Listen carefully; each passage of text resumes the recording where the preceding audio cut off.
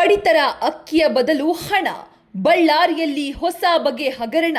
पैसे लिए क्या वाला लिया?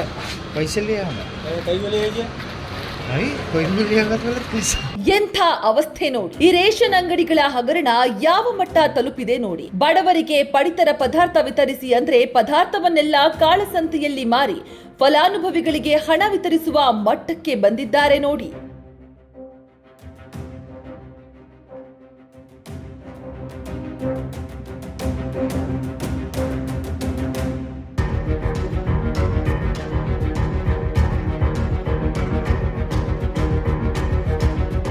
ಇದು ಬಳ್ಳಾರಿಯ Kaul Bazaar ex service man ಕಾಲೋನಿಯ ಮುಖ್ಯ ರಸ್ತೆಯಲ್ಲಿರುವ ಸದಾಶಿವ ಎಂಬಾತನ ಒಡೆತನದಲ್ಲಿರುವ ರೇಷನ್ ಅಂಗಡಿಯಲ್ಲಿ ಈ ಭ್ರಷ್ಟಾಚಾರ ನಡೀತಾ ಇದೆ. ಈತ ಗ್ರಾಹಕರಿಗೆ ಅಕ್ಕಿಯನ್ನೇ ನೀಡದೆ ಪ್ರತಿ ಕೆಜಿಗೆ ಕೇವಲ 10 ರೂಪಾಯಿಯಂತೆ ನಗದನ್ನ ನೀಡಿ ಅವರನ್ನ ಸಾಗು ಹಾಕ್ತಿದ್ದಾನೆ. ಈ ಅಕ್ರಮದ ಬಗ್ಗೆ ಧ್ವನಿ ಎತ್ತಿ ನ್ಯಾಯ ಕೇಳಲು ಹೋದ್ರೆ ಈ ಬಗ್ಗೆ ನಮ್ಮನ್ನ ಕೇಳಬೇಡಿ, ಏನೇ ಇದ್ರೂ ಮೇಲಾಧಿಕಾರಿಗಳನ್ನೇ ಕೇಳಿ ಹೋಗಿ ಅಂತ ಉಡಾಫಿಯ ಉತ್ತರವನ್ನ ನೀಡಿ ಧಮಕಿ ಹಾಕ್ತಿದ್ದಾರೆ.